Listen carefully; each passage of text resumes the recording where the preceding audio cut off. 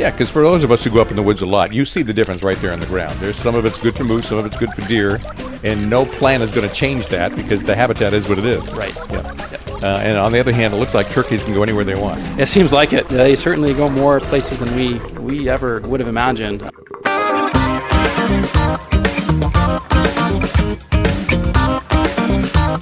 This is Bob Duchesne's Wild Maine. The Maine Department of Inland Fisheries and Wildlife has just started working on a big game management plan. It's been 15 years since the last one, so this is kind of a big deal.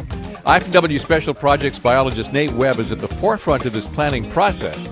So today I'm sitting down with him in the Bangor office of IFW, and we'll get the inside story. When we say big game in Maine, we mean deer, moose, bear, and turkey. So there are some pretty big questions hanging out there. Will we ever see deer up in the North Woods the way we used to? What should we do about moose and winter tick? How many bears are too many bears? And did anyone ever see the day coming when moose and turkeys would share the same skidder trail? Bob Duchesne's Wild Maine is brought to you by Hammond Lumber, Doors Equipment, Napa Auto Parts, EBS, and Supercuts in Bangor, Brewer, and Old Town.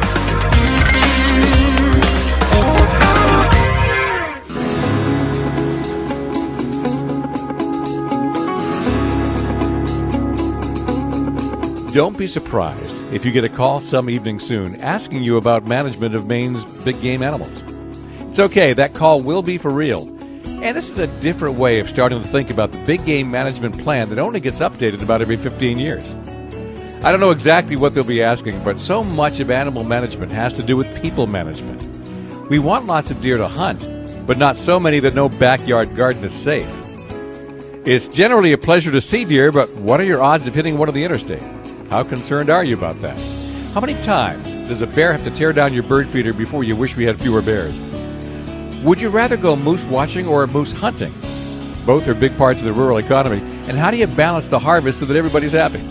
Nate Webb is the point person at IFW behind questions like these. And you work out of the Augusta office, Nate.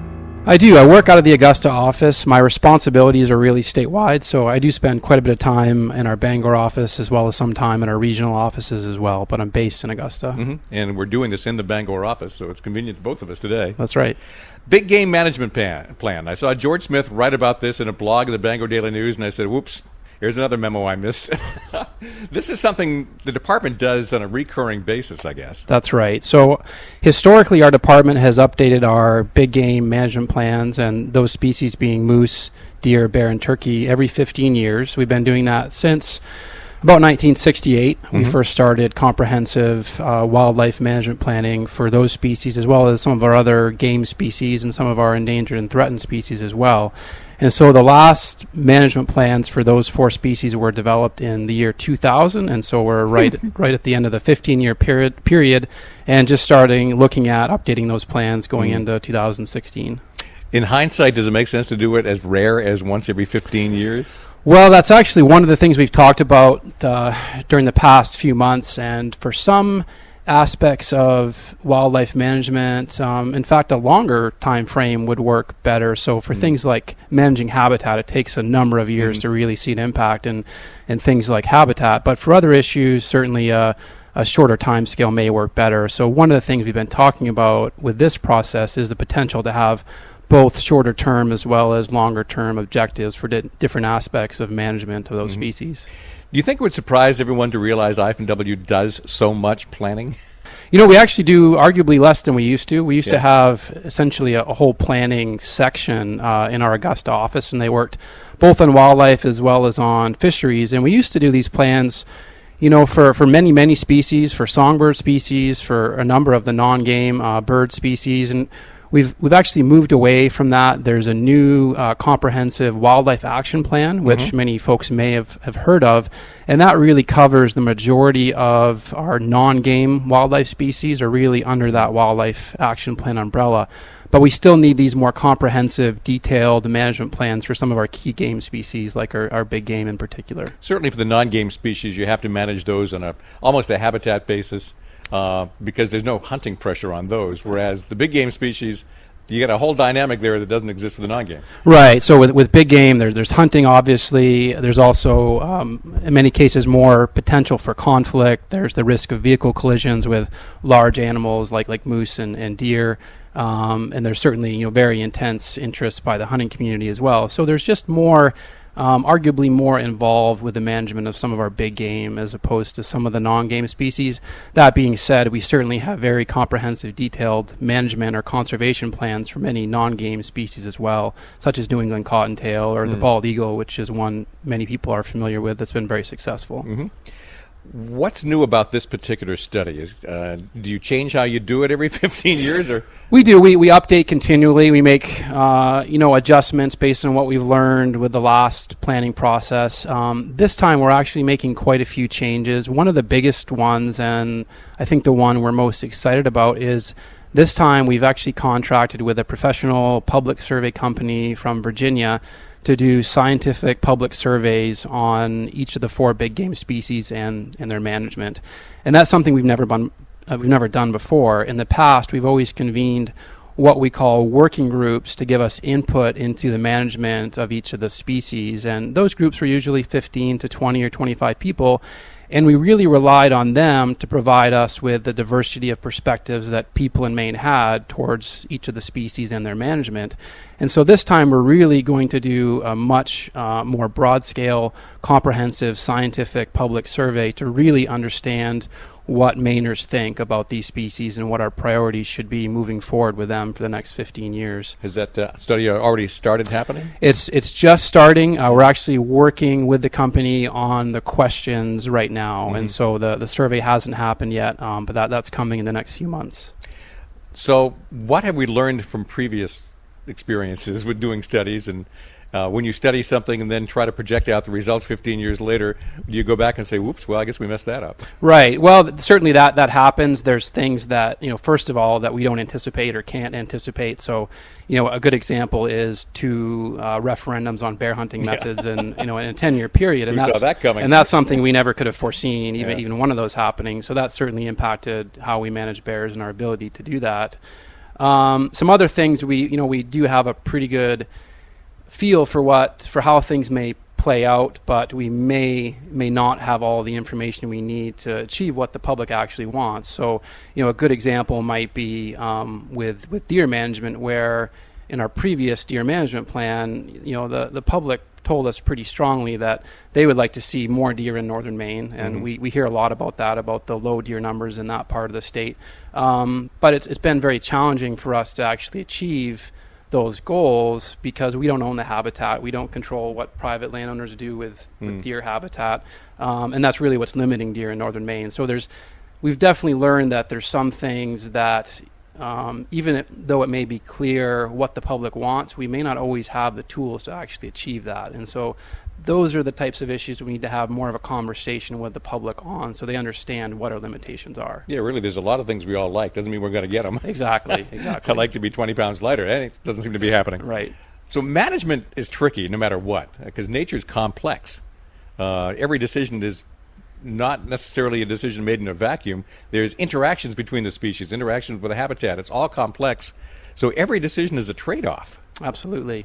So, some of the trade-offs that we deal with constantly are, trade-offs between moose and deer populations. Yeah. So there's lots of evidence that, it's pretty challenging to have abundant deer and moose populations in the same place at the same time, both because their habitat needs are different, but also because there's potential for disease transfer from deer to moose, which can impact moose populations and the health of those animals. Other trade-offs that we have to think about are, for example, the trade-offs between moose hunting and moose hunting opportunity and the ability for the public to view moose. So if we have a intensive hunting season, that may make moose a little more wary and a little less willing to hang out where people can see them easily. And so we're constantly trying to balance those trade-offs between what different segments of the public want for the different species. So do you do that on a geographical basis? A lot of people like to watch moose around Moosehead Lake, so we'll limit the number of permits in that area? That's part of it. Certainly one of the strategies is to figure out what the priorities are for different species in different parts of the state and try to manage to achieve those goals. But then in some cases we really, honestly, we try to balance the different perspectives in the same location and just sort of strike middle ground and try to reach a happy medium where everybody hopefully gets what they want. And that doesn't always work, but sometimes it can be successful. And flip side, if you have moose trampling a lot of broccoli up in Aroostook County, maybe a few more permits go in there. That's right, absolutely. My guest is Nate Webb. He's the Special Projects Biologist at the Maine Department of Inland Fisheries and Wildlife. The department has just begun a new 15-year big game management plan. In this state, that's deer, moose, bear, and turkey. Now, while we're talking about managing game, most of what we're doing is managing people. There are natural forces that have an effect, of course, like winter tick and spruce budworm. But mostly it's us that needs the reviewing. How we hunt, how we log, how we develop, how we live along the edges where wildlife also lives, which affects our tolerance for how often deer eat the ornamentals in the backyard. So we will get into people management next. This is Bob Duchesne's Wild Maine on Sports Radio 92.9, The Ticket. This is Bob Duchesne's Wild Maine on Sports Radio 92.9, The Ticket. I'm in the Bangor office of the Maine Department of Inland Fisheries and Wildlife. Nate Webb is Special Projects Biologist for the department, and he's coordinating a 15-year review of big game management in Maine. Now they're looking for public input, and we'll be talking about your role in all of this a little bit later in the program. But let's get back to talking turkey and bear and moose and deer. Well, a lot of game management really is people management. If we weren't here, the game would be managing itself. Right. It's really the interactions people have with game, both from a hunting perspective, but also how we change the habitat. So how does this plan interact with people management? Well, that's what we're so excited about this time. We feel that our department has done a pretty good job over the years of researching the wildlife, understanding the biology of the species. But I think we've learned that we haven't done as good of a job understanding people and the social science and what people actually want and how people interact with wildlife.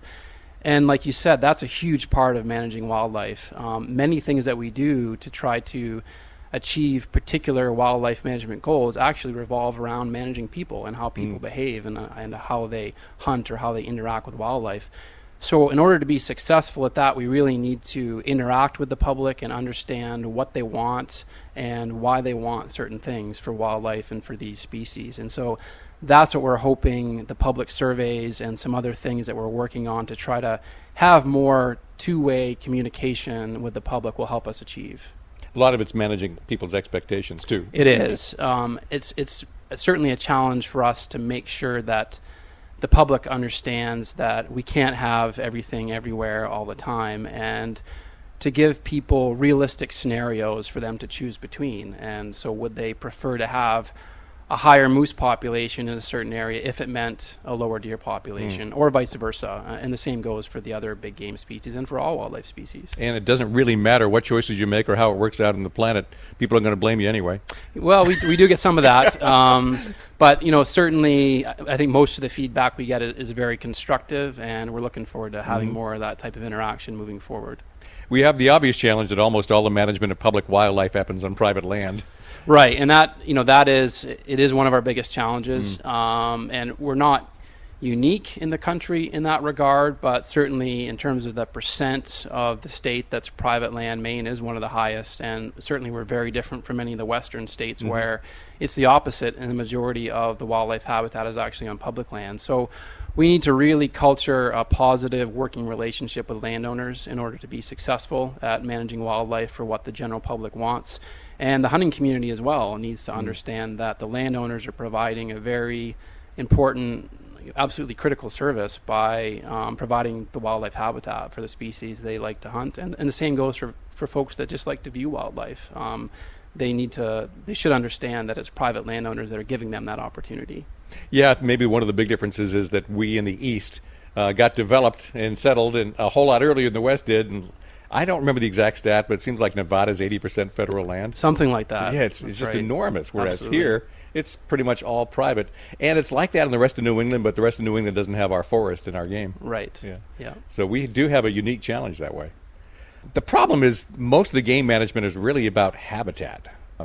Yeah, we're certainly limited by what the habitat is able to sustain on the landscape. And for some of our big game species, deer in particular, but also turkey, We do have pretty severe winters, pretty deep snowfall compared to many states. And in fact, with both deer and turkey, so two of our big game species, we're really at the northern edge of the range. They don't really go much further north than Maine at all. So we're working in that framework of existing in habitat at the edge of their range, and then working in a scenario where the habitat itself is owned by the public. So we're constantly working within the constraints of what the habitat is capable of supporting on the landscape. And we really can't go beyond that. So there's certain sideboards that, we're never going to have the deer densities that some of the southern or midwestern states may have. It's just not possible on our landscape. But at the same time, we do have pretty good habitat for really all four of our big game species, and we feel we can do a good job with achieving what the public wants, as long as the expectations are realistic. That's another thing about Maine that's a little bit unique, and that is that we're right at the 45th parallel, right through the dead center of the state. Right. So, we're at the edge of the range for species from both north and south. Absolutely. You have Canada lynx, we're at the southern end of the range. Deer, we're sort of towards the northern end of the range. Right. Moose, we're kind of at the southern. We're getting there, Yep, and that range could be shifting with climate change, too. Absolutely. So I'll get back to that in a moment. But so different habitat favors different critters, and the habitat in Maine has changed consistently over the last several hundred years, and it seems to be changing again. How do you manage that? Yeah, habitat is constantly evolving. Land ownership, particularly in northern Maine, has changed from the land primarily being owned by paper companies with a certain objective for producing raw material for their mills, to a different type of ownership. And then certainly in central and southern Maine, it's much smaller, private parcels, many parcels owned by families. And so the way that the different landowners in the state approach management of that land has certainly changed and has evolved, and it will continue to do so. We certainly have, at least try to have, positive relationships both with small private landowners as well as with industrial large forest landowners in northern Maine, and try to work with them on achieving the right mix of habitat to benefit all wildlife, and obviously, constrained by their financial goals and other goals for their forest land as well. But certainly the science of forest management, it's really come a long way, and I think there's growing recognition that it's quite possible to integrate management for different wildlife species with other forestry goals, and many landowners are very happy to do that. In fact, there's been some recent survey work done of smaller land owners in southern and central Maine as well as other states, and one of the primary reasons that folks actually choose to own land is because they like seeing wildlife, and they like providing wildlife habitat. And so that's something we really need to take advantage of and help provide assistance and information to those folks to help them do the best job they can managing their properties for wildlife, if that's what they want to do.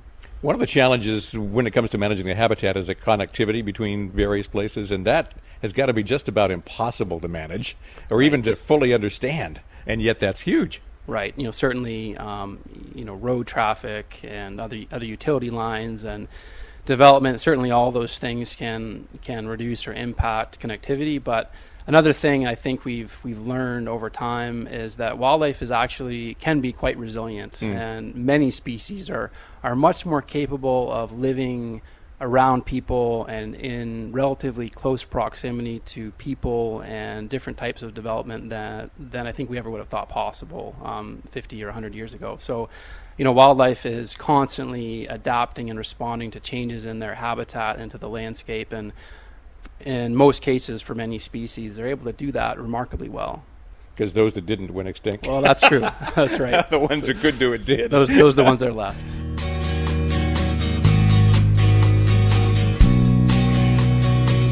Nate Webb is Special Projects Biologist with the Maine Department of Inland Fisheries and Wildlife, and he's my guest on Bob Duchesne's Wild Maine this morning. The department is in the beginning phase of developing a new big game management plan for bear, moose, deer, and turkey. I'm with Nate in the Bangor office of I&W, and this just goes to show that life is full of coincidences. You may know that I serve in the Maine House of Representatives, representing Elton, Argyll, Corinth, Hudson, and Milford. Just an hour before this interview with Nate, I learned that the Speaker of the House has named me to be the new chair of the I&W committee. The old chair, Mike Shaw, took a new job in a new town, had to leave his old home and resign his seat. So the speaker asked me to step in. Now, I've got to be even more keenly aware of everything fish and wildlife and making sure the public is always a part of any discussion. So, Nate and I will talk public process next. This is Bob Duchesne's Wild Maine on Sports Radio 92.9, The Ticket.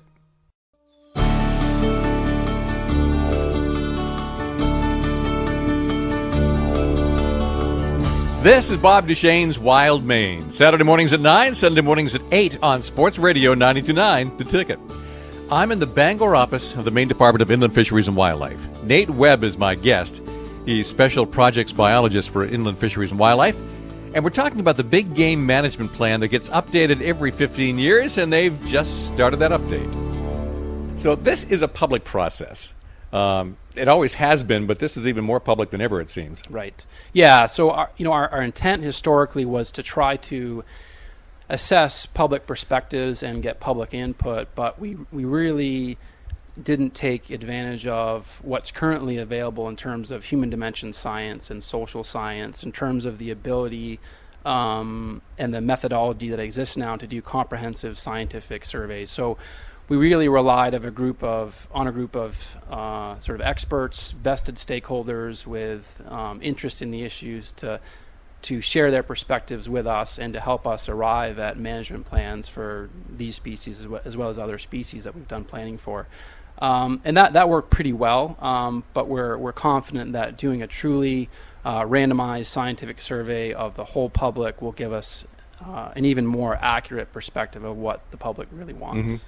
And the public really, even for people who are not into hunting and fishing, public have a lot of interaction with game, and on the highways that doesn't go well all the time. That's right, and certainly one of the major tasks of our agency is to manage hunting and fishing, but we do much more than that. Yeah. We manage wildlife for all Maine citizens.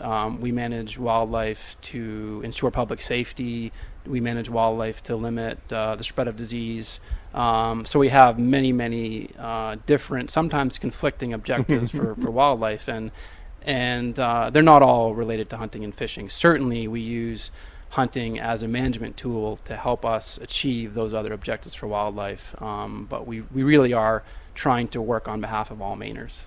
A lot of this has to do with what the social interactions are with the wildlife, and I'm talking about how many deer collisions can you tolerate, or moose collisions, how many times does the bear come into your backyard and rip down your feeders. How do you capture that in a survey and get some kind of quantifiable data? Right. Well, what we can do, and again, we're really relying on this company we're working with that has a lot of expertise doing these surveys really across the country and even the world.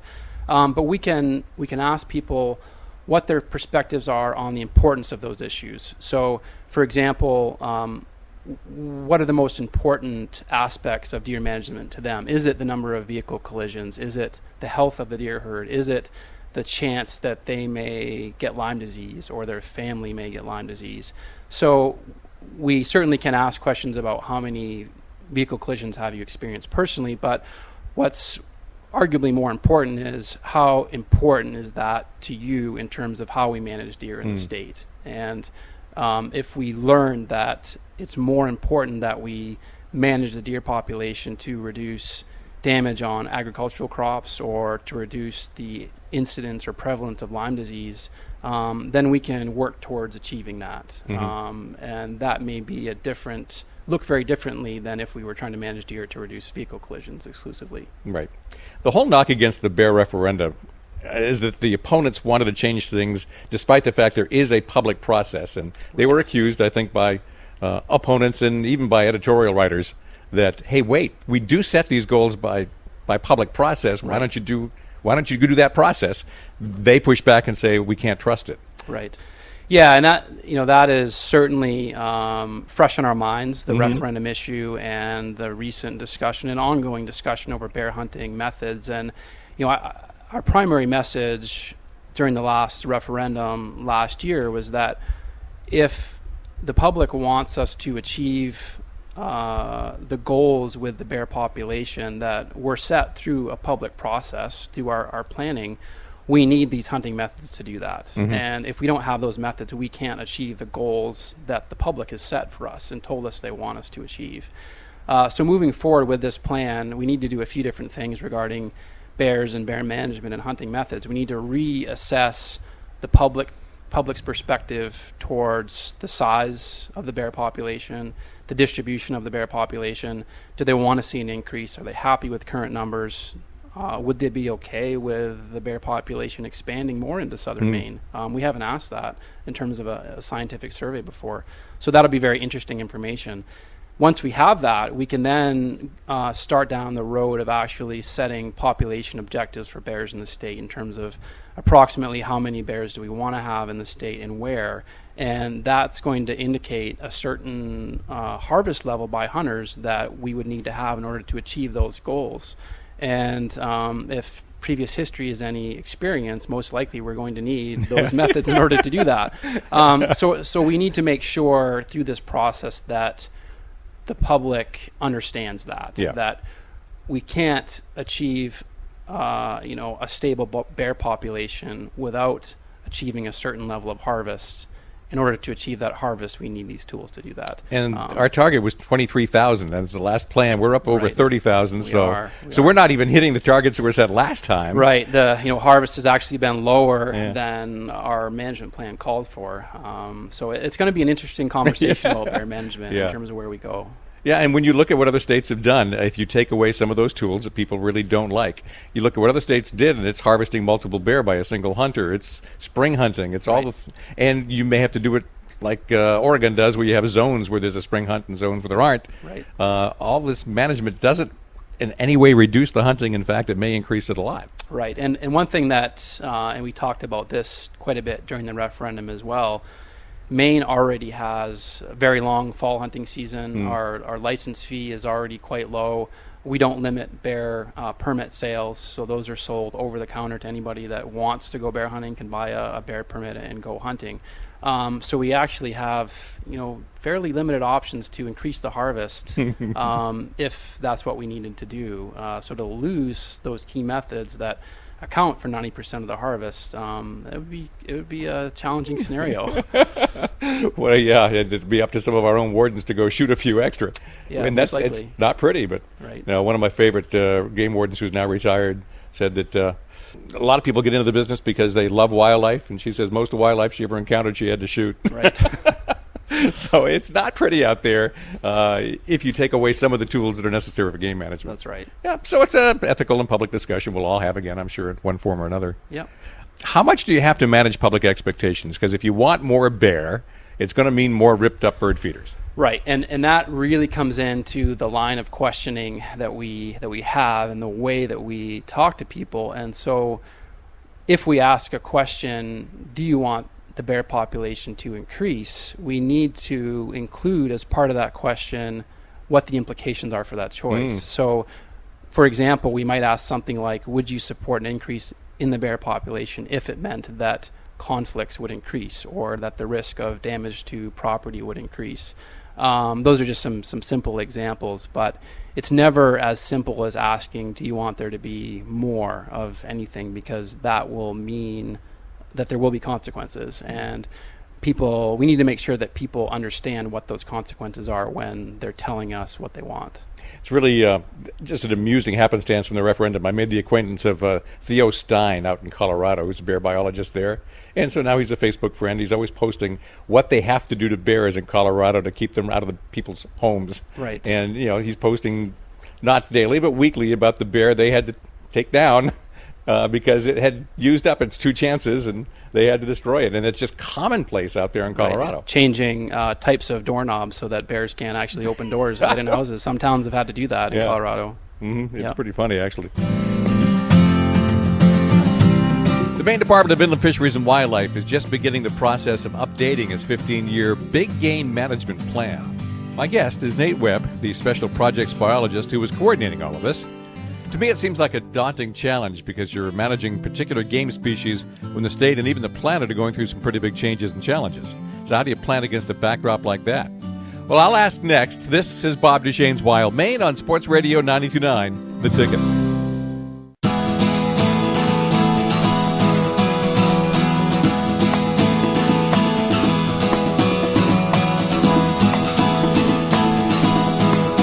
This is Sports Radio 92.9 The Ticket with Bob Duchesne's Wild Maine. On today's show, we're talking with Nate Webb, Special Projects Biologist for the Maine Department of Inland Fisheries and Wildlife. They're just beginning the process of updating the state's big game management plan, dealing with bear, moose, deer, and turkey populations in the state. Now, you've got to plan all this against a background of landscape changes, too, because we do have climate change, spruce budworm, they're changing to a more intensive form of forestry in some places. Right. All this is going on at the same time. You're trying to plan out the next 15 years. Right. So, certainly our plans, we try to predict to the extent possible, but we also need to adapt. And so the plans need to be flexible enough so that we can change partway through the implementation of a plan to respond to circumstances that are beyond our control and that we couldn't have necessarily predicted. So you mentioned climate change, and certainly there's many models out there that predict what climate change will do to Maine and the potential impacts to Maine's forests and to the landscape. And it's hard to know which of those is exactly right, if any of them are right. Yeah, but I can see the moose declining in New Hampshire, Vermont, right. Minnesota, right. Michigan. Right. And so certainly, it seems like that's a real possibility in Maine as well. But if that does happen, to what extent and how fast and how far north will that impact be felt? And those are all questions that we don't really have the answers for. So that's where our research comes in and our long-term monitoring comes in, so that we can, as Randy Cross, one of my mentors that works on bears, often says, we have to have our finger on the pulse of the bear population, and that goes for bears as well as other wildlife as well, so that we can very quickly understand and know how wildlife is changing and responding as the landscape changes and as climate and other things change. So that's where our monitoring programs, our wildlife surveys, and our research comes in, so that we have mechanisms and tools in place to assess what's happening to the wildlife over time. Mm-hmm. One of the challenges, I suppose, too, is you can't really define exactly what normal is.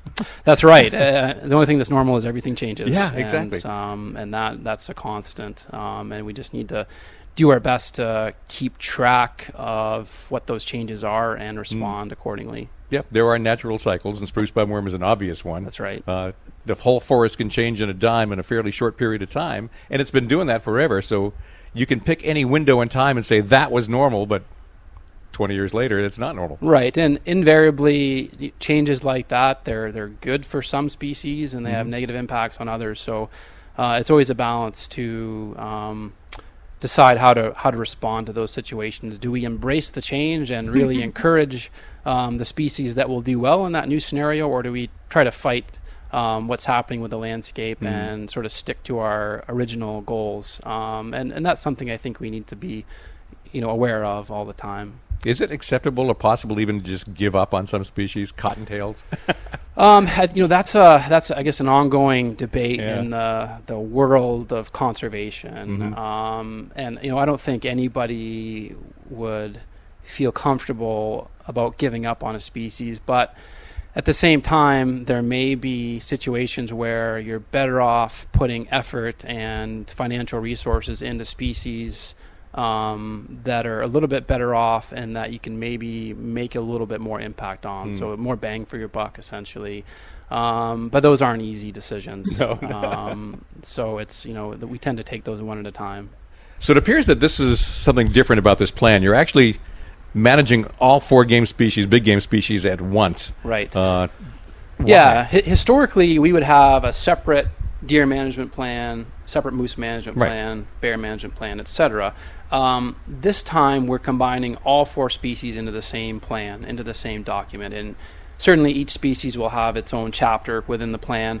But our goal in doing that, in combining all 4 species into one process in one plan, is so that we consider and sort of tackle head-on the trade-offs between different species. And the reason for that is so that we don't have a deer management plan that says, let's have lots of deer in northern Maine, and a moose management plan that says, let's have lots of deer management, moose in northern Maine. And when you look at those 2 plans, you say, well, we can do this or this. We can't really do both. And so by considering all 4 species at once, we can have those conversations as part of the development of the holistic plan and consider those trade-offs and make those decisions going forward about what the appropriate mix of each species actually is in the landscape. Yeah, because for those of us who go up in the woods a lot, you see the difference right there on the ground. There's some of it's good for moose, some of it's good for deer, and no plan is going to change that because the habitat is what it is. Right. Yeah. And on the other hand, it looks like turkeys can go anywhere they want. It seems like it. They certainly go more places than we ever would have imagined. So they create some unique challenges for us as well in terms of where they're able to live and some of the conflicts they can cause. And they're a new species for many people, that just didn't grow up with turkeys. And so they take some getting used to. I never would have guessed they would go adapt to the ranges they have. To see a turkey in moose territory just blew me away the first time I saw it. I've seen moose and turkeys on the same road in northern Maine, and exactly. It's like, what are you guys doing? Right. Yep. And they're amazingly adaptable, and they're doing really well. Yeah.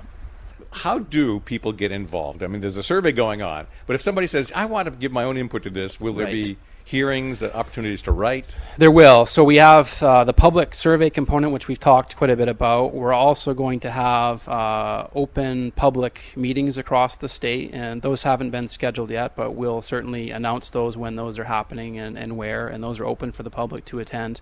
We're also going to have, and this is something that's new for us, that this company is helping us set up. We're going to have an online comment forum where folks can go in and provide input that way as well. So not everybody's going to receive a survey, but there is an opportunity for everybody to provide input, and we'll make people aware of those opportunities as they become available. Have you ever looked at the online comment section of newspaper articles? We do from time to time. And God, if you get that kind of commentary, they can be entertaining, definitely. You will have opportunities for people to participate, obviously, but you have a task force already that's selected, and it's a rather diverse group. It's got some of the usual players. I mean, I recognize all the names. Yep. But it's still a broad one. You want to talk about that? Right. So as part of this process, we've actually convened a steering committee, and the steering committee, the goal of that group, it's not to provide us with public perspectives on the issues because we're surveying the public about that. Their role is to provide advice and input into the department as we start to consider the information we get from the public surveys and start to actually craft that information into our management plan. And so they're really a sounding board. They're advisory. They're essentially serve as peer review for the development of the plan, and a group of folks that have a history of working constructively on conservation and natural resource issues that we feel can give very positive feedback into the process and tell us if we're going down the wrong road or let us know if we're going in the right direction. It's an important distinction, too, calling it a steering committee instead of a stakeholder group. Right. My experience, stakeholder groups protect their own turf. Right. Whereas a steering committee, once you put the turf aside, can give you some pretty good general guidance. Absolutely. So, again, they're not really there to represent their group per se or to aggressively push the agenda of their organization. They're there to be a sounding board for us and to help us shape the biology and the science and the public input into a plan that is going to be good for Maine and for Maine's wildlife. Yeah, I think that's really useful. The whole concept of steering advice versus stakeholder protection of turf makes a lot of difference in how this process rolls forward. Absolutely. So what's the final report supposed to look like, and when's it supposed to come out?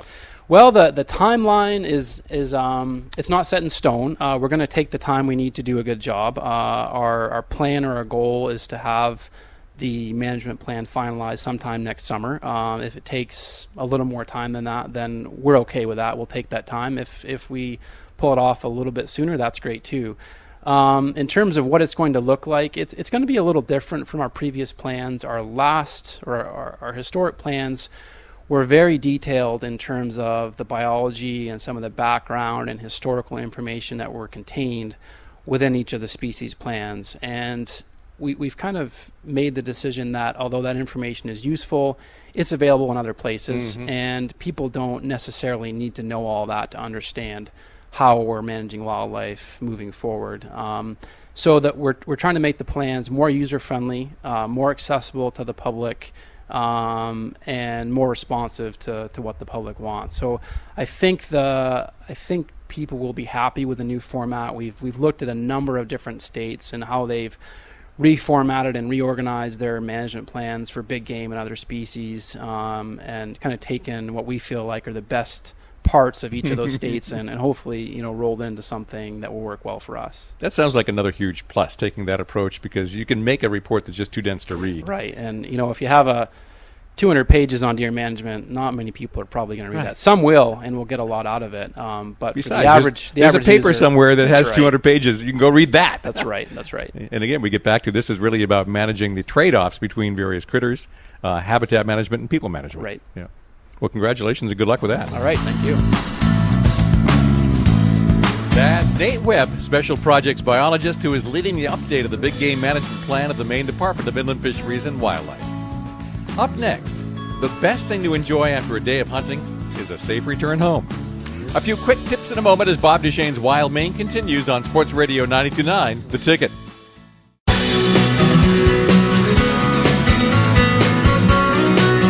Welcome back to Bob Duchesne's Wild Maine on Sports Radio 92.9, The Ticket.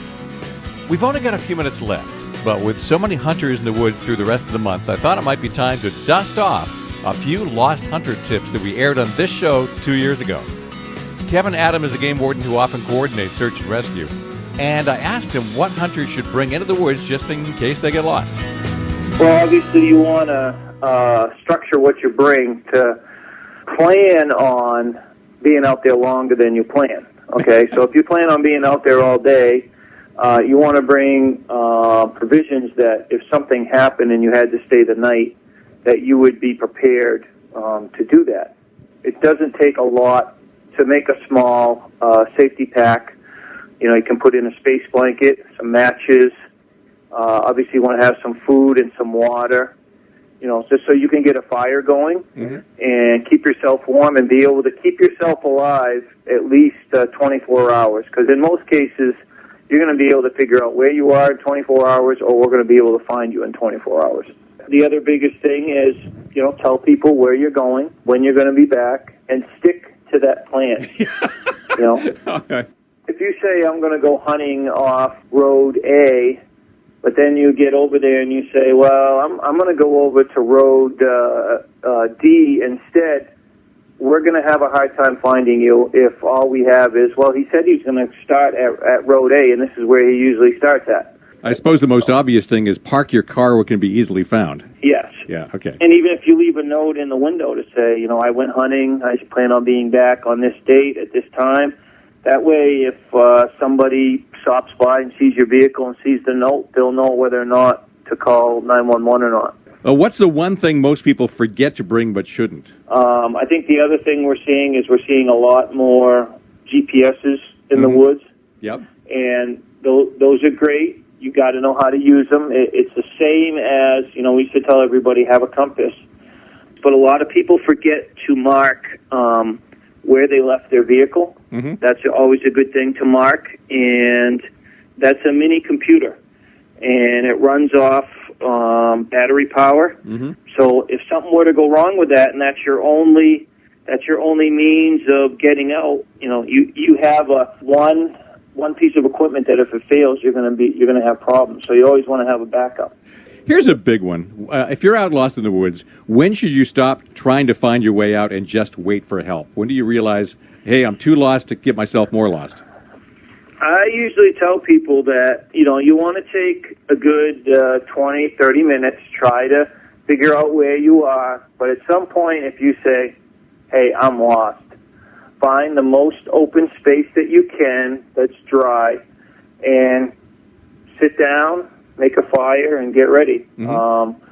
Probably most of our lost hunter or late hunter calls, they typically don't come in till 7 or 8 o'clock. So it's already been dark at that point in November for several hours, and it's going to take us a little bit of time to get there. So it's probably not even going to be till 8, 9, maybe 10 o'clock before we even arrive on scene and be able to figure out where you might be. I would imagine it matters whether you're on something like a logging road, skidder trail, or something like that you might be able to follow out versus being somewhere so thick in the woods that you have no idea which direction to go. Right. If you get on any road and you feel you're lost at some point and it gets dark, do not leave that road.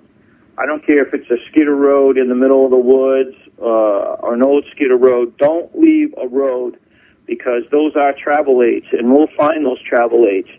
And they're usually open. Find the most open spot you can get, and that way it'll help our plane if we have good weather and we can fly. And stay on those travel aids because it's harder to find you, off those travel aids than it is, when you're right in the middle of the woods. That makes it more difficult for us. Is there anything you can do to help the dogs find you easier? The dogs are good. The dogs at that point are going to be going off scent. They're what we call air scenting. As much scent as you're giving off, and usually that is by staying in one place. The scent will collect, and then when the wind comes, it'll grab it and it'll move it around. That's the best thing you can do. And that's all the time for today's show, as Kevin Adam of the Maine Warden Service offered up some tips about lost hunters that we aired a couple of years ago on Bob Duchesne's Wild Maine. This show airs every Saturday morning at 9 and Sunday morning at 8, and it's online afterwards at 929theticket.com. The show is brought to you by Hammond Lumber, Doors Equipment, Napa Auto Parts, EBS, and Supercuts in Bangor, Brewer, and Old Town. This is Sports Radio 92.9, The Ticket.